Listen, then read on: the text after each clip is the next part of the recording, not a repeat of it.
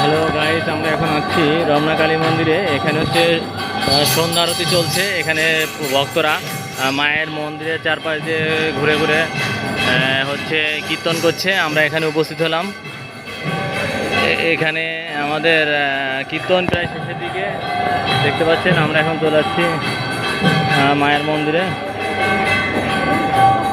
আপনারা যারা আসবেন শনিবারে, আমরা আসছি এখানে মায়ের মন্দিরে। এখানে কীর্তন চলছে।